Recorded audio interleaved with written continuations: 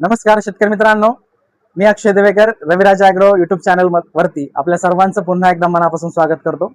शेतकरी मित्रांनो, आता जर आपण बघितलं जे आपल्या शेतामध्ये मोठ्या प्रमाणावरती तापमान त्या ठिकाणी होतं आणि त्या तापमानामुळे आपल्या टोमॅटो असेल, फ्लावर असेल किंवा इतर जे काही भाजीपाला वर्गातील पिकं असेल या पिकांवरती मोठ्या प्रमाणावरती पांढऱ्या माशीचा प्रादुर्भाव हा आपल्याला त्या ठिकाणी दिसून येत होता आणि या पांढऱ्या माशीवरती आपल्याला 100% अशा प्रकारचं नियंत्रण त्या ठिकाणी मिळत नव्हतं। जर आपण बघितलं तर वेगवेगळ्या प्रकारच्या उपाययोजना त्याच्यामध्ये असेटामाप्रिड असेल, थायमेथोक्झाम असेल, लॅम्बडा सायलोथ्रिन असेल, सायंट्रानिलिप्रोल असेल किंवा इफेक्वान असेल, अशा वेगवेगळ्या प्रकारची अशा प्रकारची मॉलिक्यूल अशा प्रकारची रासायनिक औषधं वापरून सुद्धा आपल्याला आपल्या शेतामध्ये आपल्या या पांढऱ्या माशीवरती नियंत्रण मिळताना त्या ठिकाणी दिसत नव्हतं आणि अजूनही त्याच्यावरती आपल्याला पूर्णपणे नियंत्रण मिळताना दिसत नाहीये। म्हणूनच मित्रांनो, अशा वेळेस आपल्या पिकामध्ये या पांढऱ्या माशीवरती आपल्याला जर नियंत्रण त्या ठिकाणी मिळवायचं असेल तर त्यासाठी कुठल्या प्रकारची उपाययोजना आपल्याला करता येईल आणि ती अतिशय उत्तम, कमी खर्चामध्ये आणि चांगल्या प्रतीचा रिझल्ट देणारी उपाययोजना आज मी तुम्हाला आजच्या या व्हिडिओमध्ये सांगणार आहे। म्हणूनच मित्रांनो, आजचा हा व्हिडिओ आपण शेवटपर्यंत नक्की बघा। सर्वात महत्त्वाची गोष्ट म्हणजे अजूनही जर आपण चॅनलवरती नवीन असाल तर सर्वात प्रथम आपण रविराज ॲग्रो चॅनलला सबस्क्राईब करून घ्या, जेणेकरून असेच नवनवीन शेतीविषयक माहितीचे व्हिडिओ हे आपल्यापर्यंत त्या ठिकाणी लवकरात लवकर पोहोचतील। तर शेतकरी मित्रांनो, वेगवेगळ्या प्रकारची रासायनिक अशी औषधं वापरून सुद्धा सर्वात पहिली गोष्ट जर आपल्याला रिझल्ट कशामुळे येत नसेल तर त्याचे पहिलं कारण जर आपण बघितलं, एक तर तापमानामुळे या पांढऱ्या माशीचा मोठ्या प्रमाणावरती प्रादुर्भाव त्या ठिकाणी होत होता। कारण पांढऱ्या माशीचा प्रादुर्भाव होण्यासाठी त्याची जी काही अंडी आहेत ती उबण्यासाठी तापमानाची त्या ठिकाणी आवश्यकता असते आणि अतिशय मोठ्या प्रमाणावरती जे काही तापमान किंवा चटक्याचं जे तापमान टेम्परेचर आपल्या शेतामध्ये होतं या कारणामुळे मोठ्या प्रमाणावरती या पांढऱ्या माशीची उत्पत्ती त्या ठिकाणी होत होती। हे झालं पहिलं कारण। त्यानंतर जी काही औषधं आपण त्या ठिकाणी आपल्या शेतीसाठी वापरत असतो या औषधांचा जर आपण सगळ्यात पहिला वापर करते वेळी आपल्या पाण्याचा पीएच जो आहे तो साधारणपणे 7, 8 किंवा 8.5च्या आसपास त्या ठिकाणी असल्या कारणानं बऱ्याच वेळेस औषधांचे रिझल्ट आपल्याला त्या ठिकाणी येताना दिसत नाही। म्हणून सर्वप्रथम कुठल्याही प्रकारची औषध फवारणी करते वेळी आपल्याला आपल्या पाण्याचा पीएच तपासून घेणं हे अत्यंत महत्त्वाचं आहे। फवारणी करण्यासाठी वापरण्यात येणारे जे काही पाणी आहे त्याचा पीएच आपल्याला 5.5 ते 6.5 किंवा जास्तीत जास्त 7 पर्यंत असणं हे अतिशय महत्त्वाचं आहे। त्यानंतर ही सगळी औषधं वापरल्यानंतर सुद्धा आपल्याला रिझल्ट मिळत नाही, याच्यातलं सगळ्यात महत्त्वाचं जर आपण कारण बघितलं तर या किडींची जी काही जीवनक्रम आहे, लाईफ सायकल आहे, ही सुद्धा आपल्याला समजून घेणं हे अत्यंत महत्त्वाचं आहे। बऱ्याच वेळेस काय होतं, अंडी असेल, अळी असेल, कोश असेल आणि प्रौढ असेल अशा ज्या काही किडींच्या अवस्था असतात त्यातल्या त्यात पांढऱ्या माशीचा जीवनक्रम जर आपण बघितला साधारणपणे 14 ते 28 दिवस किंवा 30 दिवसांपर्यंत या पांढऱ्या माशीची पूर्ण लाईफ सायकल असते।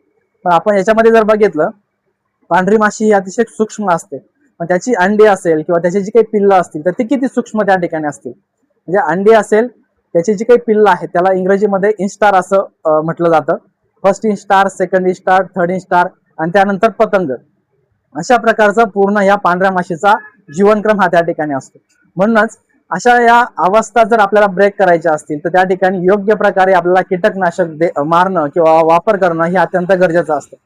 त्यातल्या त्यात बऱ्याच वेळेस काय होतं की कीटकनाशक वापरल्यानंतर 1 ते 2 दिवसांसाठी आपल्याला पांढऱ्या माशीचा प्रादुर्भाव त्या ठिकाणी नियंत्रित झालेला दिसतो, परंतु त्यानंतर पुन्हा एकदा अशाच प्रकारे या जीवनक्रम नष्ट न झाल्या कारणानं मोठ्या प्रमाणावरती आपल्याला पांढऱ्या माशीचा प्रादुर्भाव हा त्या ठिकाणी झालेला दिसून येतो।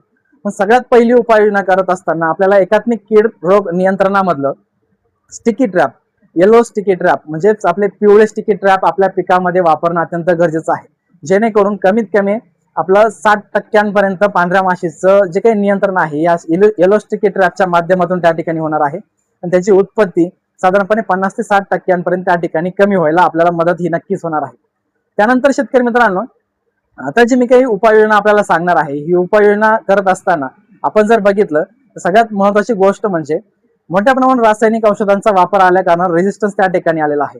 खर्च मोठ्या प्रमाणावरती त्या ठिकाणी वाढताना आपल्याला दिसत आहे। पण खर्च कमी होईल आणि जास्तीत जास्त दीर्घकाळ आपल्याला अशा प्रकारचं नियंत्रण पांढऱ्या माशीवरती मिळेल, अशा प्रकारचे 2 फॉर्म्युले मी या ठिकाणी तुम्हाला सांगणार आहे। त्यातील सगळ्यात पहिला जर आपण फॉर्म्युला बघायचं झालं तर त्याच्यामध्ये आपल्याला आपण जो काही कापूर असतो हा कापूर साधारणपणे 100 लिटर पाण्यासाठी 50 ग्रॅम आपल्याला कोमट पाण्यामध्ये विरघळून त्या ठिकाणी घ्यायचं आहे आणि त्यामध्ये आपल्याला साधारणपणे 2 मिली प्रति 1 लिटर पाण्यासाठी याप्रमाणे गोमूत्राचा सुद्धा वापर त्या ठिकाणी करायचा आहे। सोबतच नीमतेल जे आपल्या मार्केटमध्ये आपल्याला त्या ठिकाणी मिळतं, नीमतेल 2 मिली प्रति लिटर या प्रमाणामध्ये आणि क्लोरोपायरिफॉस हे जे काही कीटकनाशक आहे त्याचा सुद्धा वापर आपल्याला 2 मिली प्रति 1 लिटर पाण्यामध्ये.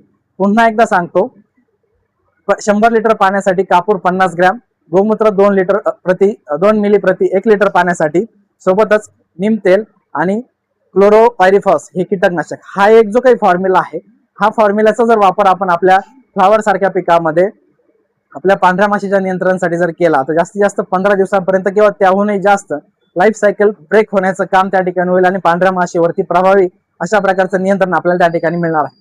त्यानंतर दुसरा जो काही फॉर्म्युला आहे शेतकरी मित्रांनो, त्याच्यामध्ये सेम आपल्याला कापूर 100 लिटर पाण्यासाठी 50 ग्रॅम, सोबतच 100 लिटर पाण्यासाठी हिंग, जे काही आपण मसाल्यामध्ये वापरतो ते हिंग साधारणपणे 30 ग्रॅम आपल्याला त्यामध्ये घ्यायचं आहे.